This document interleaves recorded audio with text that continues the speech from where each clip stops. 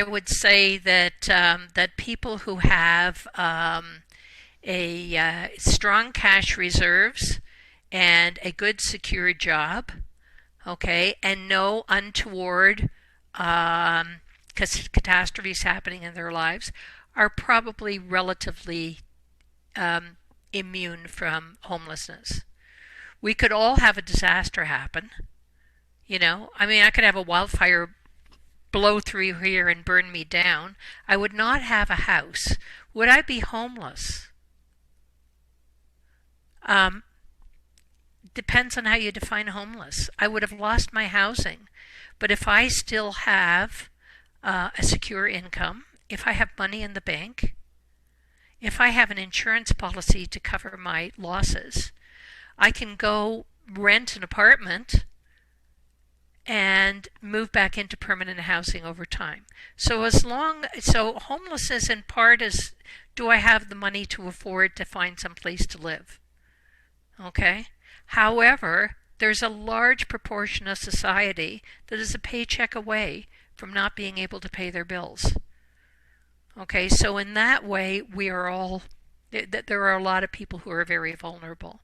Then I think if you add to that all of the people who have adverse psychosocial issues, you can certainly take youth and youth who have been displaced from their homes, who are alienated from their families, or whose families are not able to support them.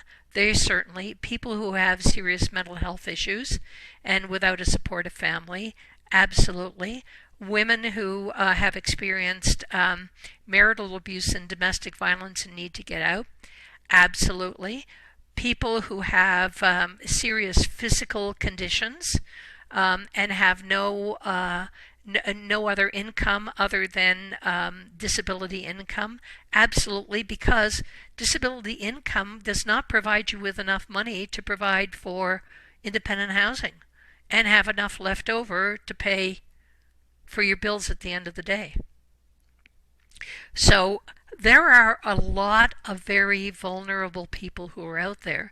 I think the pandemic exposed the vulnerability of a lot of people who are living paycheck to paycheck. I think that's why government stepped in and did things like, delayed mortgage payments and all of that kind of stuff. But, the price is going to have to be paid for that. So the scary thing is that a lot of people don't want to admit how close they are to the edge because that instills an additional level of anxiety and panic on top of the ongoing worry they already have about how to pay the bills and keep a roof over everybody's head and keep food in people's mouths.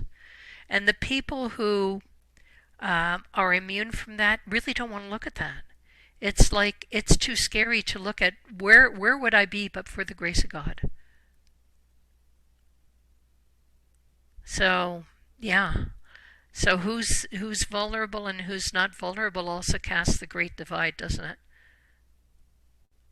And the interesting thing is, even because I'm currently involved in a study that's looking at student homelessness, we forget or we ignore the fact that there is not a huge numbers, but there is a proportion of people who are doing post-secondary education who are willing to sacrifice everything, including housing security, in order to go to school.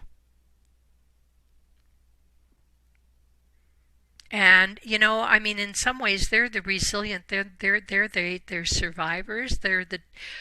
But not all of them are able to make it because So what happened to these homeless people when pandemic arrived, and they could no longer hide out in the classrooms or in the gymnasiums or use the fitness center as a place to get a shower?